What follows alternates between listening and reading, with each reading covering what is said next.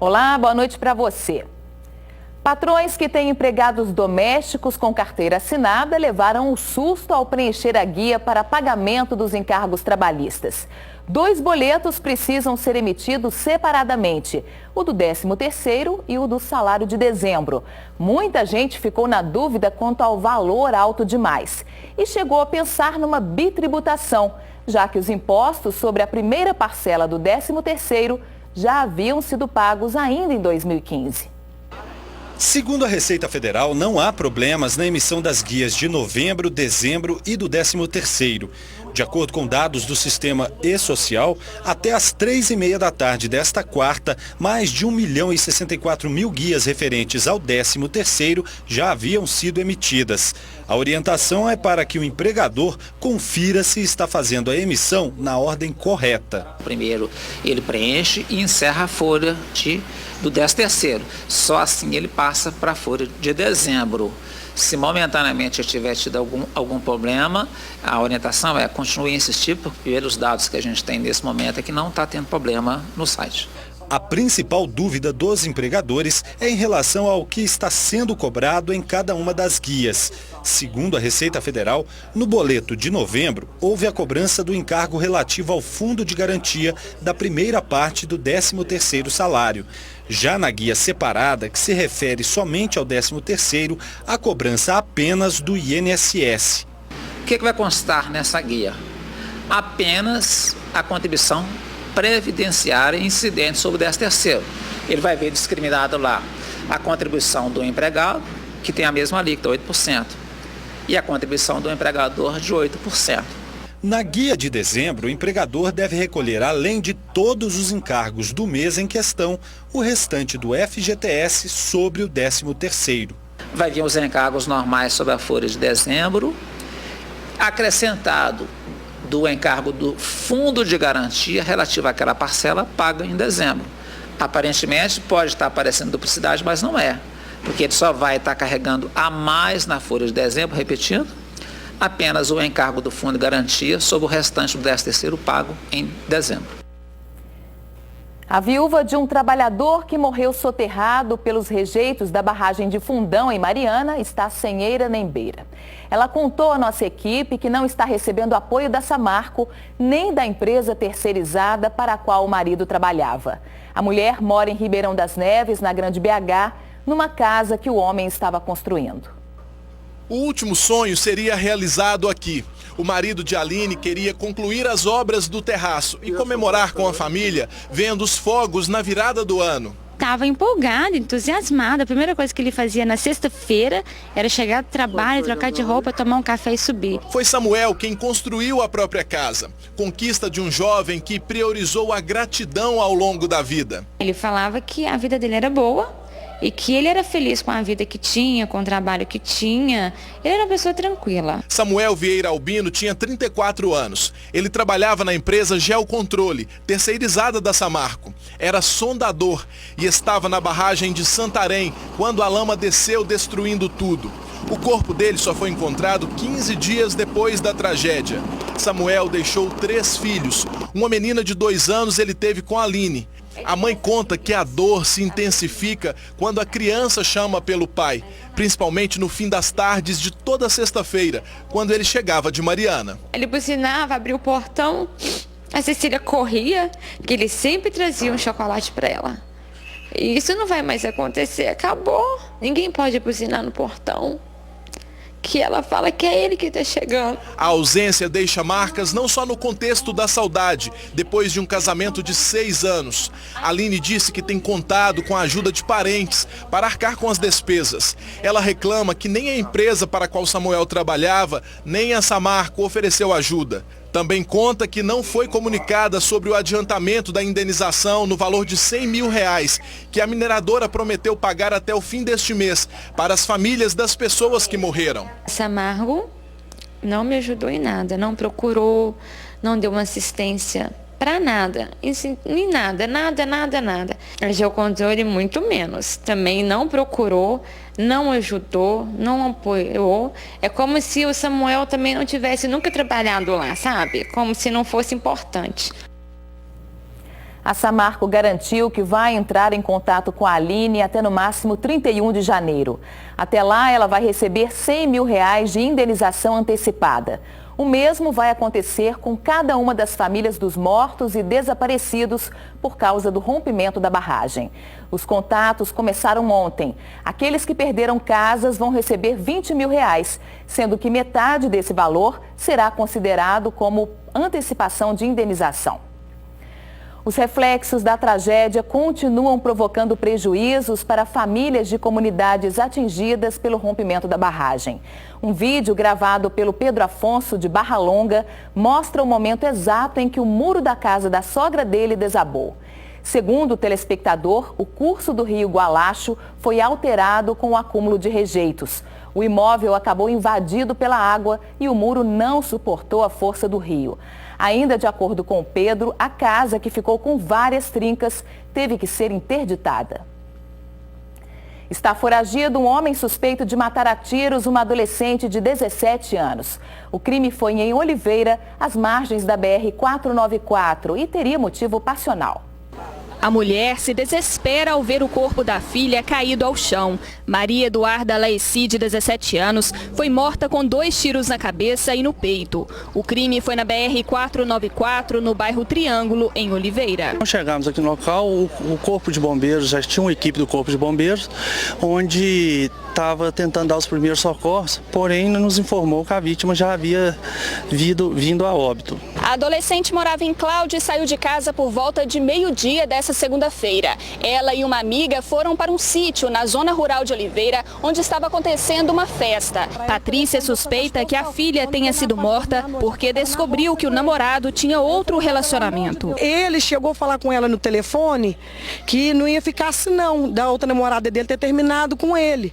Aí a Eduarda, mas errado, a minha filha, foi você, tá namorando com nós duas, errado foi você. Essa moça teria dito para essa namorada dele que eles também teriam um relacionamento, então isso causou uma certa insatisfação no autor, que veio a cometer o homicídio. Segundo testemunhas, o suspeito fugiu de moto.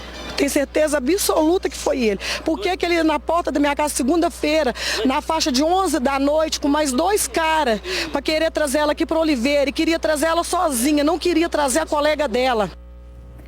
2 irmãos foram presos no bairro Jardim Alvorada, em BH, com vários materiais de procedência duvidosa, incluindo centenas de aparelhos eletrônicos. Cerca de R$80 mil também foram encontrados com a dupla. O material estava escondido em 3 barracões no mesmo lote. Os mais de 250 aparelhos de som e DVD de carro, alto-falantes, pneus, além de munição, ar-condicionado e relógios da CEMIG foram encontrados no porão de um dos imóveis. As buscas da PM no local foram intensificadas depois que estes instrumentos médicos foram localizados. A polícia descobriu que os objetos pertenciam a uma médica que teve o carro tomado de assalto nessa terça-feira na região da Pampulha. Cães farejadores foram levados até os barracões e encontraram esta bolsa com mais de R$80 mil. Dinheiro com cheiro de droga. Quem mexeu com esse dinheiro estava com cheiro de drogas nas mãos, por isso que o cão ficou tão agitado. Em flagrante foram presos os irmãos André Lindolfo da Silva, de 35 anos, e Bruno, de 23. Eles não souberam explicar o que os objetos da médica faziam no lote. Disseram apenas que consertavam um som automotivo em casa e que teriam recebido os R$80 mil como pagamento pela venda de um imóvel. Esse dinheiro é num lote que eu vendi, no bairro mesmo, tem que comprovar. Para a polícia, o local era usado para a prática de crimes diferentes. Nós não localizamos drogas, mas nós localizamos munições de arma de fogo. Então, tudo indica que é um local de receptação e um local também que pode estar ocorrendo o tráfico de drogas, sim.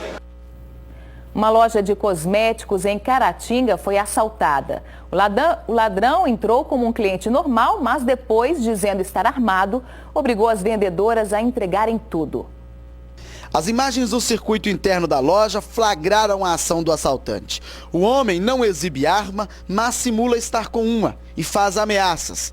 Por medo, as atendentes entregam todo o dinheiro do caixa, R$500, e os celulares pessoais. Em seguida, o suspeito obriga as funcionárias a ficarem trancadas em uma sala por 10 minutos e depois ele foge. A polícia conta agora com as imagens do circuito interno para identificar o suspeito. Ladrões roubaram uma caminhonete e usaram um veículo num assalto a um supermercado de Machado, no sul de Minas. Eles estão sendo procurados. A dupla chega de carro e o carona entra sozinho no supermercado. De cara limpa e armado com um revólver, ele rende uma funcionária que está no caixa. O ladrão abre a gaveta e rouba todo o dinheiro. Repare agora que ele se afasta e conversa com a trabalhadora. Segundos depois, a dupla foge levando cerca de R$500. O crime foi neste supermercado no bairro Caiana, zona rural de Machado. Com medo, ninguém quis gravar a entrevista. Durante o registro do boletim de ocorrência, a polícia descobriu que os criminosos haviam cometido outro roubo momentos antes. Isso mesmo, a caminhonete usada no assalto ao supermercado havia acabado de ser roubada nesta estrada de terra, que fica a cerca de 300 metros do estabelecimento. As imagens do circuito de segurança mostram a caminhonete passando em frente ao estabelecimento ainda com o dono, mas minutos depois ela passa novamente no sentido contrário, segundo a polícia, já em posse dos assaltantes. É nesse momento em que eles estacionam o veículo e roubam o supermercado. Morreu nessa tarde no hospital de Belo Horizonte o prefeito de Santa Luzia.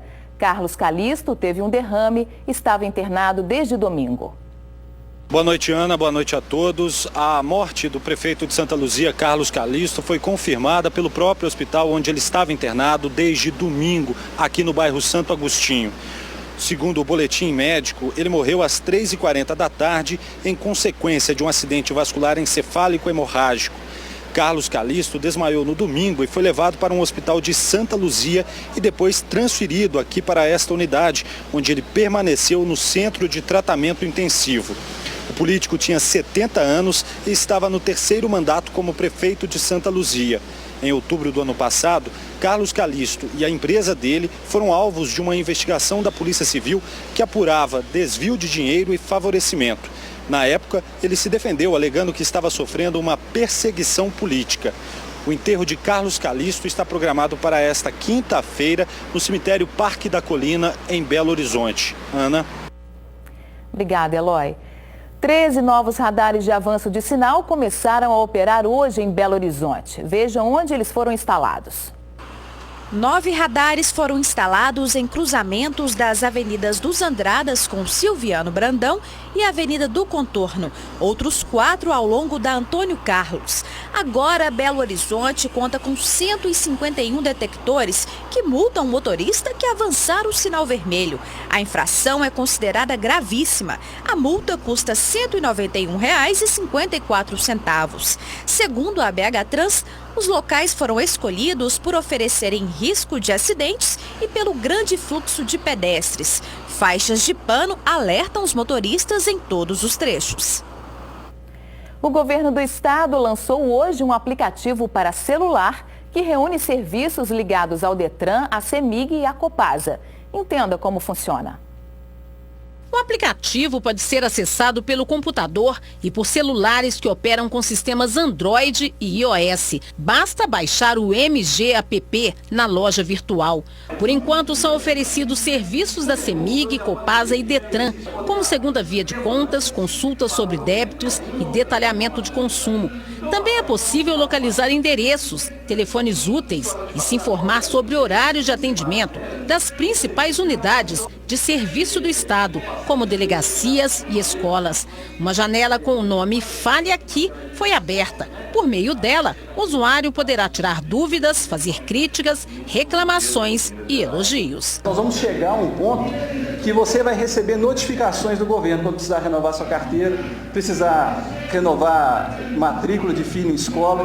Essa é a nossa meta do projeto. A proposta é de que o sistema seja atualizado a cada 4 meses. E a expectativa é de que novos serviços sejam incorporados ao aplicativo até o fim do ano. Nós vamos avançar muito mais, né, na utilização plena de tudo que hoje o mundo tecnológico permite, para informação, para interação com a população diretamente, com as entidades, com os movimentos, com os empresários. Segundo o governador, o objetivo é facilitar a vida das pessoas e eliminar a perda de tempo. Tudo aquilo que não dependa da presença física do cidadão, do contribuinte, ele poderá resolver pelo smartphone. E até terminar o mandato, se tudo correr bem, nós teremos um governo inteiramente integrado, eletrônico, para Minas Gerais inteiro. E durante o lançamento do aplicativo, o governador Fernando Pimentel falou sobre o pagamento dos servidores do Estado, que será depositado com atraso neste mês. Na coletiva também foi citada a exoneração dos atingidos pela Lei 100 de 2007, julgada pelo STF como inconstitucional. Pimentel disse que muitos deles serão recontratados. Uma grande parte, eu diria que a maioria deles vai ser recontratada, mas não mais como efetivo, e sim como professor designado. Professor ou servidor, que tem outras carreiras também, né? Mas como servidor designado, portanto contratado temporariamente. O que a lei permite, o que a lei não permite é efetivar. Nós estamos estudando uma solução para aqueles que estão de licença médica, para que não haja interrupção dos tratamentos médicos, porque até esse momento eles estão sendo atendidos pelo IPSENG, sendo exonerados não poderão mais ser atendidos. Nós vamos provavelmente enviar um projeto de lei que assegure àqueles que estão em licença médica a continuidade do seu tratamento, pelo menos até o final do tratamento. O governador também respondeu às perguntas sobre os salários dos servidores do Estado.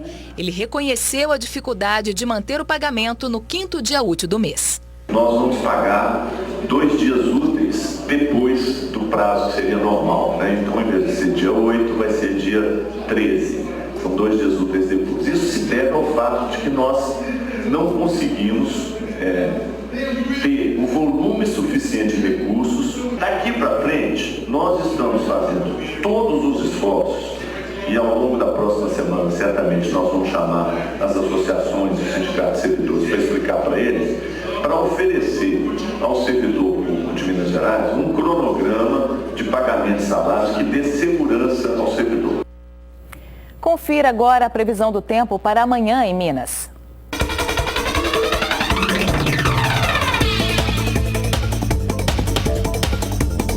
Dia ensolarado a parcialmente nublado no leste, zona da mata e área central. Nas outras regiões, há a possibilidade de pancadas de chuva isoladas. Em Belo Horizonte, mínima de 18 e máxima de 32 graus. Os termômetros vão de 20 a 31 em Manhuaçu, de 25 a 33 graus em Prata.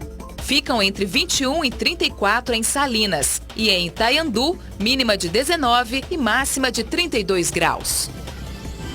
Daqui a pouco, a simpatia da Romã, que muita gente faz neste Dia de Reis para não faltar dinheiro durante o ano. Você já fez a sua? Acredita nisso? Voltamos já já. Continue com a gente. –